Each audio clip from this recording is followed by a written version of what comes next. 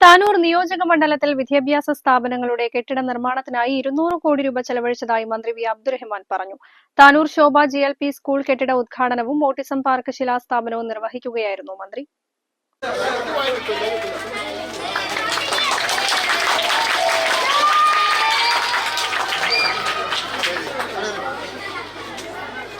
ഇനി മറ്റൊരു കാര്യം കൂടി നമ്മൾ ചെയ്യാൻ പോകുന്ന നമ്മുടെ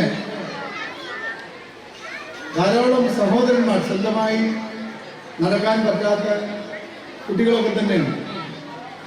അപ്പോൾ അവർക്ക് വേണ്ടിയിട്ടുള്ള ഒരു 2 ക്ലാസ് റൂമുകൾ കൂടി ഇതിൽ ആരംഭിക്കുകയാണ്. അതിൻ്റെ തറക്കല്ലിടൽ കർമ്മമാണ് നമ്മളിപ്പോൾ ഇവിടെ നിർവഹിച്ചത്. അപ്പോൾ എല്ലാവരെയും ഉൾക്കൊള്ളുന്ന, എല്ലാവർക്കും പഠിക്കാൻ കഴിയുന്ന ഈ ചരിത്ര സ്ഥാപനത്തിൽ അതിൻ്റെ എല്ലാ പ്രൗഢിയോടും കൂടി തന്നെ അതിനെ സംരക്ഷിക്കാൻ നമുക്ക് കഴിയും. അത് താനൂരിലെ പല പുതിയ തലമുറകളും അറിയാതെ പോയ ഒരു കാര്യമാണ്. അപ്പോൾ ഇന്ന് നല്ല ചുറ്റുമതിലായി, ഗേറ്റായി, സുരക്ഷിതമായി തന്നെ നമ്മുടെ കുട്ടികൾക്ക് വെളിയിലേക്ക് പോകാനും വരാനുമൊക്കെ ഉള്ള സൗകര്യങ്ങൾ ഇന്ന് നമ്മുടെ വിദ്യാലയത്തിലാണ്. കുട്ടികളുടെ ആരോഗ്യ കായിക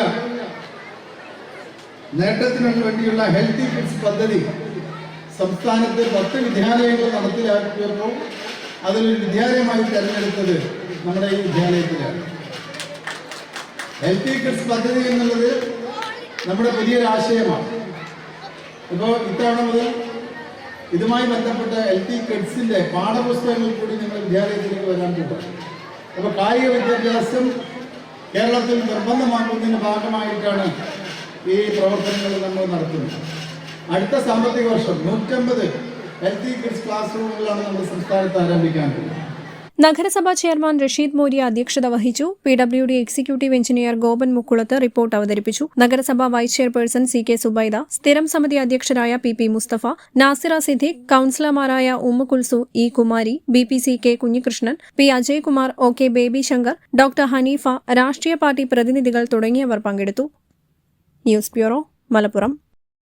രാവിലെ കണ്ട സ്വപ്നം ബലിക്കോ മുത്തശ്ശി?